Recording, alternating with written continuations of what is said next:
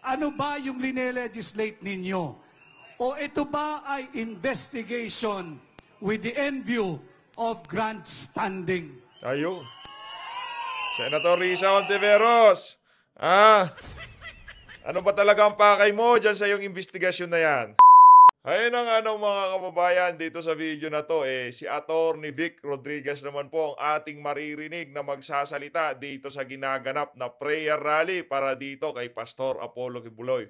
Panawagan ng mga miyembro nitong KOJC, hustisya para dito kay Kibuloy.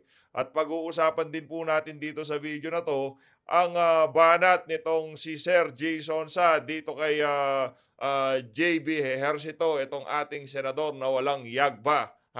Atras abante po siya sa kanyang mga desisyon. Nauna po kasing pumirma itong si JB Ejercito doon sa written objection para makontempt itong si Pastor Apollo Kibuloy. Ang banat po nitong si Sir Jason Sa dito kay JB Ejercito, ano po to, naduwag po, hindi po niya kinaya ang pressure ng social media, no? Marami po siguro sa mga friends niya ang nakakita at napuna itong si JB na kung saan pumirma siya doon sa dokumento na hindi makontempt itong si Pastor Apollo Kibuloy. Hanak nga ba ni ERAP si JB Ejercito? Mukha kasing walang yagba. Baklang bakla. Kung magdesisyon, hindi marunong manindigan. Yun ang problema.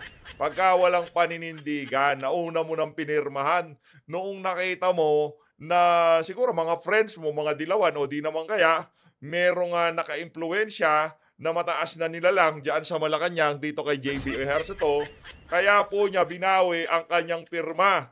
Nauna na po kasi inanunsyo nitong si Senator Robin Padilla na kabilang itong si JB Ejercito doon sa mga senador na sumusuporta para hindi makontempt nitong si Risa Hontiveros itong si Pastor Kibuloy. Kalaunan po mga kababayan, hindi pa po nag-24 oras, itong si JB Ejercito biglang kabig pa atras. Ejercito, nagpaliwanag bakit siya pumirma sa written objection para kay Kibuloy. Ayan na nga ba sinasabi natin. Maya-maya po mga kababayan, Sen JB Ejercito, hindi po talaga natin pwedeng tawaging the good one itong tao na to. Dapat ang pangalan nito, the bad one. Ayan. Dapat po pangalan nitong si JB the bad one, okay? Hindi pa po nag-24 oras, bigla pong bumahag itong si JB Ejercito on a renewed stance on Kibuloy ruling. Tao lang, nagbabago rin isip. Wag ka nang paliwanag, Brad. Malamang sa malamang merong naka-impluensya sa decision mo na yan. Sa Malacanang o sa mga kaibigan mo, hindi natin alam. Pero ang sigurado na po natin dito mga kababayan, itong si JB Ejercito, sa susunod na eleksyon, sa bagay, kaya po niyang mag-epal ng matagal-tagal na panahon kasi kakaupo lang po niyan sa Senado, no? Hindi po natin pwedeng pag-usapan dito ang China, lalo na pagka nandiyan si JB, baka pag napanood niya, sasabihin niya, nasa payroll din tayo ng China. Ganyan po yan. Pero pagkahiningan mo naman ng resibo, wala naman pong ipapakita, dadaan ka lang sa mga post niya. Itong si JB Ejercito mga kababayan sa mga susunod na panahon, kung ano man pong sabihin nitong senador na to, wag na po kayong maniwala. Wag na po kayong maniwala sa mga kababayan nating rider. Naku po! Wag po kayong maniwala dyan kay JB. Mapanganib po yung tao na yan. Ngayon naman po mga kababayan, dumako po tayo dito kay Senator Risa Hontiveros. Panawagan ng mga miyembro nitong KOJC, itigil mo na daw, Senator Risa Hontiveros, yung pag-iepal mo. Dahil sobra-sobra na, no? Dahil kung gusto mo talaga ng hustisya para dyan sa mga victim survivor mo, isampa mo ang kaso sa korte. Anong sabi nitong si Kibuloy? Sasagutin po nila yung mga isasampang kaso sa kanya. Yun nga yung sinasabi natin, kahit na medyo alanganin tayo sa DOJ secretary natin, mas mainam na talakayin yan sa korte kasi kahit papano, yung mga abogado nitong si Pastor Kibuloy, may palag-iga nga, may laban. Diyan sa komite nitong si Hontiveros, wala po kayong laban dyan mga kababayan. Kahit kayo pa yung pinakatigas, pagdating nyo dyan, pagka hindi nagustuhan itong si Hontiveros ang kanyang tabas ng dila ng mga resource person, pwede po niyang i-contempt ng ganun-ganun na lamang. Ito po ang bana nitong si Hontiveros. On International Women's Day, Hontiveros want justice for human victim survivor of Kibuloy. Sen Risa ha, wag mo na kaming bilugin dito. Wag mo na kaming paikot-ikutin. Simple lang naman yan. Kung talagang mayroong paglabag, hindi naman niyang anong tingin mo sa sarili mo? Abogado? Korte? Huwes ka? Ha? Judge ka, pagka nakaupo ka dyan sa hearing mo na yan, na pagka pinakikinggan mo yung iyong mga victim survivor, mabibigyan mo na ng justice itong mga pinipresenta mo na di umano na victim survivor mo. Victim survivor nitong si Kibuloy. Makakamtan po ba nila yung justice? Kung ako nga dito sa mga tao na to, unfair nga yung ginagawa sa inyo eh. Sa bagay, tinakpan naman yung mukha nyo at binigyan kayo ng alias. Kaya hindi mapakita yung pagmumukha. Kasi imagine, ibubulat-lat mo yung kahihiyan nito mga tao na to dyan sa hearing mo. Tapos, hindi man sila mabibigyan ng justice. Puro laway lang pala ang gagawin nitong si Hontiveros. Kaya, marami po ang nabubisit dito kay Hontiveros. Ngayon, yung mga kababayan po natin, basaan nyo na lang po yung mga comment dyan sa baba para makita nyo po kung kanino sumisimpatya yung ating mga kababayan. Pero sa ating nakikita, majority sa ating mga kababayan dito sa PH Update, napakatindi po ang suporta dito kay Pastor Apollo Kibuloy. Kung merong kaso talaga, Madam Risa Hontiveros, sa bagay, nagbibingi-bingihan po yan eh. Majority sa mga yan, kahit dyan sa House of Representatives, nagtetengang kawali po yung mga yan. Hindi po talaga makikinig yung mga yan, no? Para mapahiya nila itong si Pastor Apollo Kibuloy. Ngayon, kung sakaling kinontempt nyo siya, no? Kinontempt nyo itong si Pastor Apollo Kibuloy, talagang hindi magpapakita yan. Di ba nga, sinabi na niya na merong banta sa kanyang buhay kaya hindi siya pwedeng basta-basta magpakita. At hindi siya makakakuha ng parehas na treatment diyan sa ano na yan, komite nitong si Senator Risa Hontiveros. Dito po sa bahagi ng video natin na ito mga kababayan, papakinggan po natin itong mga punto de vista nitong si Atty. Vic Rodriguez. Isa po to doon sa mga ginamit ng administrasyon nitong si Marcos Jr. pagkatapos po nila itong pinakinabangan, ganun-ganun na lamang. Binagbintangan po siya ng kung ano, pinaratangan po siya ng kung ano-anong paninira dahil gusto po siyang tanggalin bilang executive secretary. Noong tinanggal po ba siya, yung tawag dito, sugar fiasco, natigil po ba? Nanahimik lang. Pero majority sa mga smuggling, sa mga kabalbalan na nangyayari ngayon sa ating bansa, noong panahon nitong si Rodriguez, nung pagpasok niya bilang executive secretary, napakarami po nilang pinaputok na mga kabalbalan para mapersang matanggal itong si Vic Rodriguez. Ngayon po, yung mga issue na yon, hindi naman po nawala yon. Ngayong panahon nitong si Bersamin. Wala pong nawala doon. Hanggang ngayon, marami pa rin pong ngayon, NFA naman po yung issue. Diba? Wala po. Pero kung nandyan pa niyan itong si Vic Rodriguez, dito sa NFA issue na to, malamang sa malamang, siya rin po ang sisisihin dyan. Kaya buti na lang, Sir Vic, maigi na po na umalis kayo sa administrasyon itong si Marcos Jr. Dahil sakit lang po sa ulo, ang ibibigay sa inyo nitong tao na to. Gagawin po kayong fall guy niyan. Sa mga taong nakapaligid ngayon kay Marcos Jr., nakikinabang kayo sa kanya. Pagka wala na kayong pakinabang dyan sa taong na yan, naku po, yari kayo dyan. Baka maging fall guy pa kayo dyan, mga brats. Pakinggan na po natin itong si Atty. Vic Rodriguez. Maraming salamat at magandang gabi po sa ating lahat. Woo! Bagamat ako ho ay hindi miyembro ng Kingdom of Jesus Christ, ako po ay hindi konektado sa SMNI. Ako ho ay kagaya ninyo, naririto bilang Pilipino at kaysa ninyo. Kaysa po ninyo ako sa pagsigaw that we, the sovereign Filipino people, are not for sale. Yan ho ang pangunahing dahilan kung bakit ako ay naparito upang sumamat samahan kayo ngayong gabi. At bukod po riyan, ako po ay kaisa ninyo at kasama dito sa ginagawa nating paglaban sa paglapastangan sa ating saligang batas. Ako ay kaisa ninyo sa ginagawa nating pagtutol dito sa walang kapararakang paglustay sa pera nating mga kaabag-abag na Pilipino. Ako rin ho ay naririto kasama ninyo, kaisa ninyo, upang ituloy pa natin lalo ang pagtutol at paglaban sa walang humpay na paglustay sa pera ng kaawa-awa nating bansang mahal na Pilipinas. In solidarity with you tonight, in our collective call, in our collective goal, and in our united stand and demand for those who are in government to be transparent and to be accountable. Sure, our Constitution has a lot of imperfections.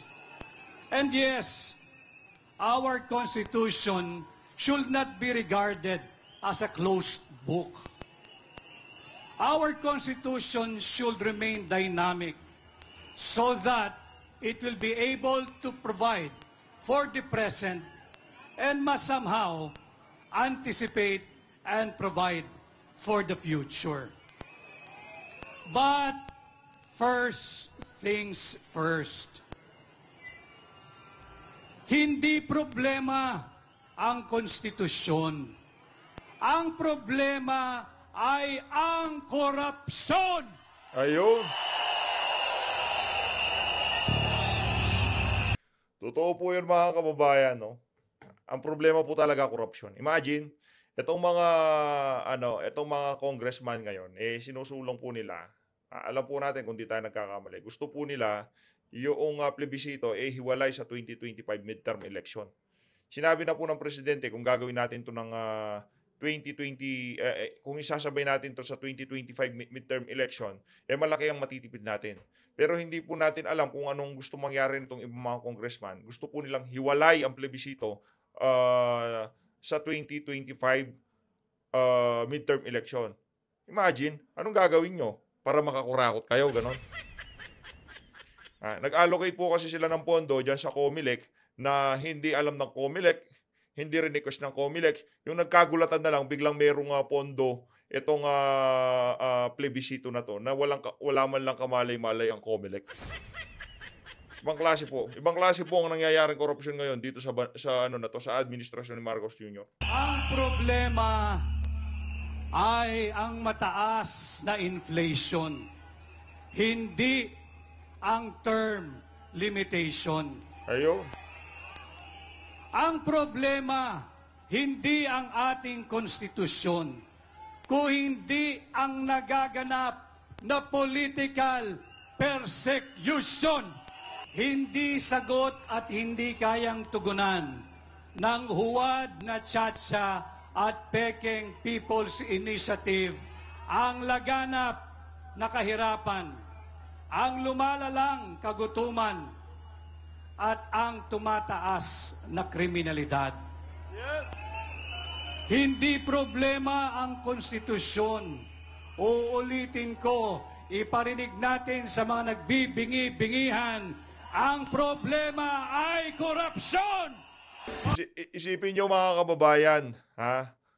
Bawat hearing nitong Senado, merong ganitong klaseng pagtitipon ng ating mga kababayan. Napakatindi po niyan mga kababayan. Kaya wag po tayong mapapagod na protektahan, ipagtanggol at itaguyod ang ating saligang batas. Ang problema ay sila mismo. Ang problema ay ang mga gahamang politiko mismo. Alam ho ninyo, napakayaman ng bansang Pilipinas. Subalit, hindi ginagamit sa tama ang ating mga pondo. Ninanakaw, ibinubulsa iniuuwi at baka nga inilalabas na ng bansa Naku ang po. pera nating mga kawawang Pilipino. Yan na nga ba sinasabi natin dito mga kababayan? Meron po kasi mga ano yan, mga intelligence, ika nga, meron pa rin silang koneksyon sa loob. Sa loob ng Malacanang, sa loob ng House of Representatives. Yan po ba kayang paglabas-masok? Yang mayat foreign trip nitong si Marcos Jr., ano po kaya ibig sabihin niya? Problema po tayo dyan. Kaya po, mahirap, napakahirap, manahimik, at ganun din ang ating panawagan sa mga iba pa nating kaibigan at kapwa Pilipino.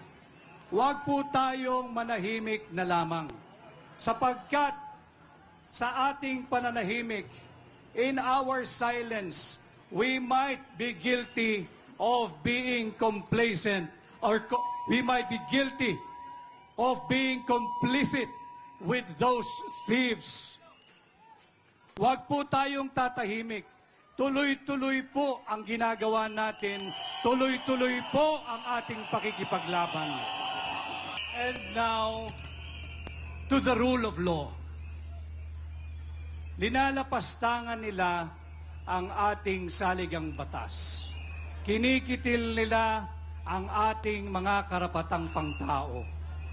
Malinaw na nakasaad sa ating saligang batas na lahat tayo, mayaman, mahirap, may impluensya o ordinaryong mamamayan kagaya natin, ay may karapatan doon sa tinatawag nating due process of law. Meron din tayong karapatan doon sa tinatawag na equal protection of the laws. Pero yan ay isinasantabi na. Yan ay hindi ibinibigay doon sa napakaraming pagkakataon na nakita na nating lahat. Sinimulan sa prangkisa ng SMNI. Yan. Isinunod, ikinulong si Eric Celis at si Lorraine Badoy. Pilit, sinisira at patuloy na sinisiraan si Vice President Inday Sara Duterte. Patuloy na ginigipit si Pangulong Rodrigo Roa Duterte.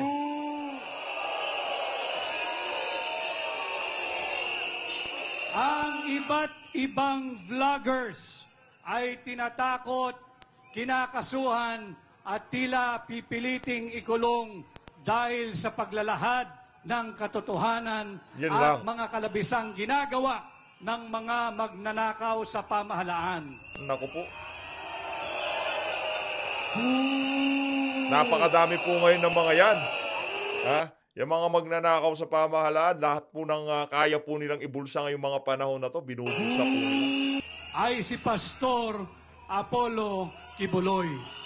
Hindi na ho pwedeng hindi pansinin ang ginagawang kalabisan Naku at po. pagmamalabis ng nasa pamahalaan.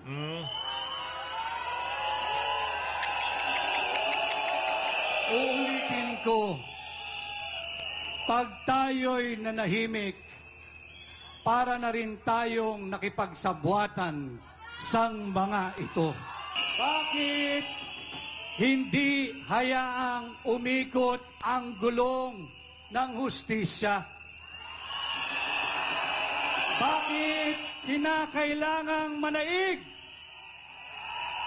ang tinig ng isang taong punong-puno ng puot at malisya ang puso at imahinasyon?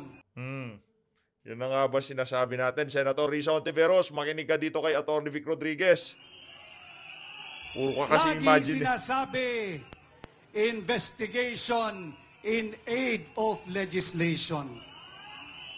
ito ay palagiang inaabuso ang legislative prerogative na ito na mag-issue ng subpoena, mag-issue ng warrant of arrest, ay palagian na lamang ginagamit at inaabuso.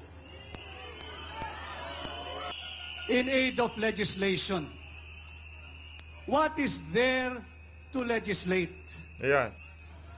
Alam ho ninyo, napakarami nating mga batas kriminal. Makikita yan sa ating revised penal code at sa mga special laws.